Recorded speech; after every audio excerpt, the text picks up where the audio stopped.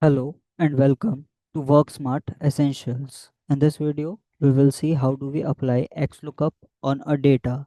This is available in the newer versions of the Excel, and it is a recent features that is used in place of VLOOKUP at times. So let's just see how do we use it. So we have a data available with us, that is employee ID, employee name, department and location. Next is XLOOKUP, where we will put the formulas. We have the employee IDs. So what are we going to do?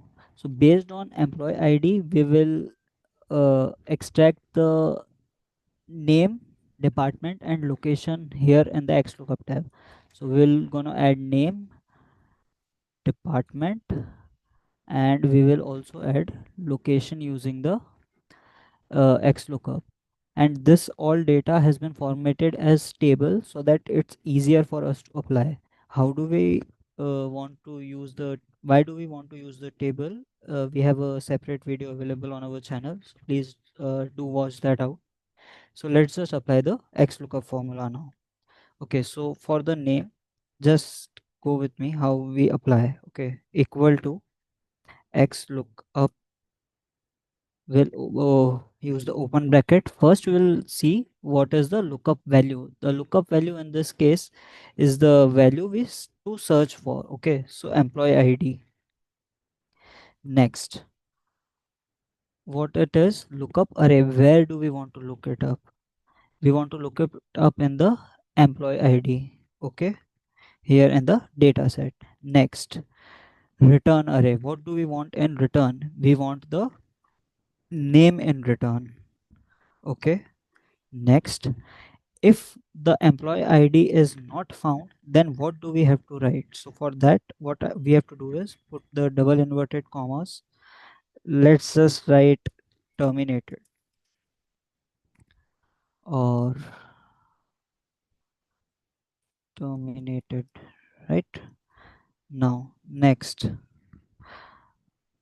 is it do we have to look the exact match or next smaller item?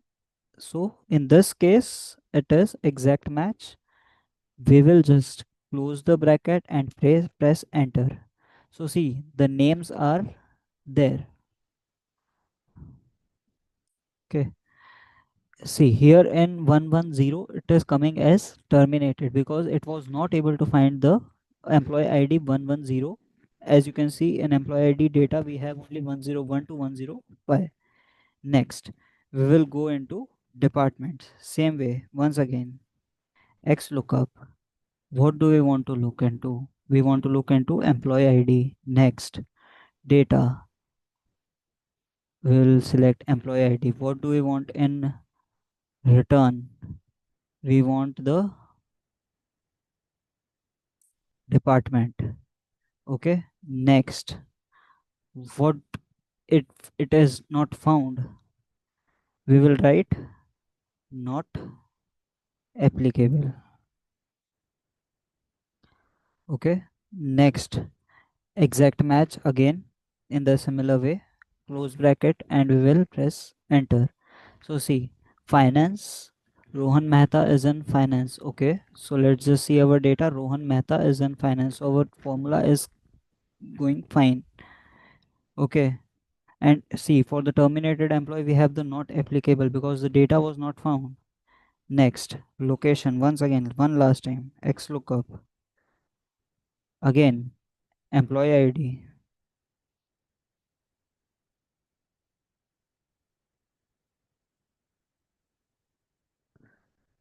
Here, employee ID. Next, data. We will look for employee ID, comma. We will look for location. Next, what do we want? If not found. If not found, let's just write once again, not applicable. Next, exact match once again, because we are uh, gonna check the employee ID, so there are no chances of difference is there. So we are good with exact match once again. Let's just apply.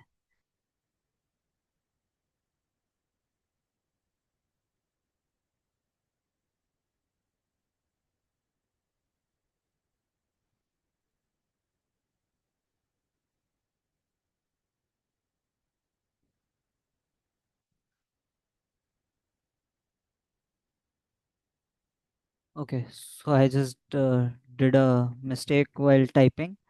I just placed two times the double inverted comma. So okay, now it's okay. So see, all the locations has also come up.